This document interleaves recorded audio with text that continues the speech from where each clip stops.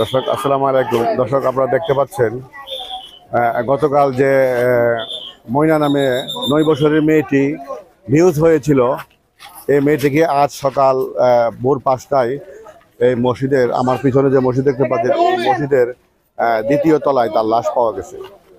দর্শক আপনারা অবগত আছেন যে আছিয়া একটি বাচ্চা শিশুকে নির্মমভাবে ধর্ষণ করে হত্যা করা হয়েছিল।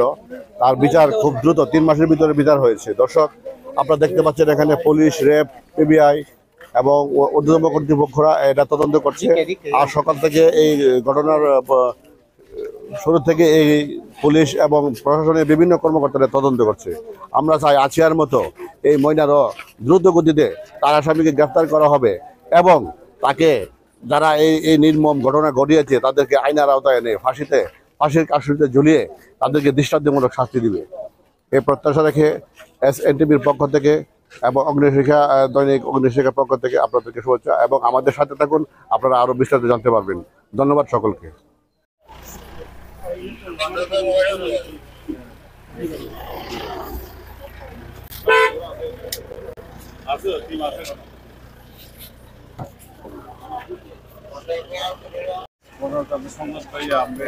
আমি আমরা অফিসের ইনচার্জ সহেল থানা এবং পিবিআই টিম এবং অন্যান্য সমস্ত আমরা একসাথে কাজ করতেছি। ঘটনাটি এখনো তদন্তাধীন, এটা তদন্ত চলতেছে। প্রাথমিকভাবে আমরা তো জিজ্ঞাসাবাদের জন্য মুয়াজ্জিন এবং ইমাম সাহেবকে নিয়ে যাচ্ছি, আটক করে জিজ্ঞাসাবাদের জন্য নিয়ে যাচ্ছি। তাদেরকে ফাঁসিতে ঝুলানো হোক, আমরা সবাই দাবি এটা, সবাই দাবি এটা তো এটা চাই। আমরা যতক্ষণ এটার বিচার না পাবো, আমরা এটা সবসময় আমরা এটার জন্য সজাগ থাকবো এবং আমরা প্রশাসনকে যে কোনো বিষয়ে আমরা এলাকাবাসী আসি, আমরা সহযোগিতা করবো।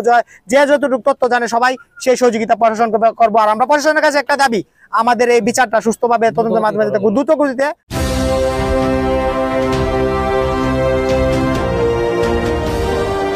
আপনারা দেখছেন SNTV।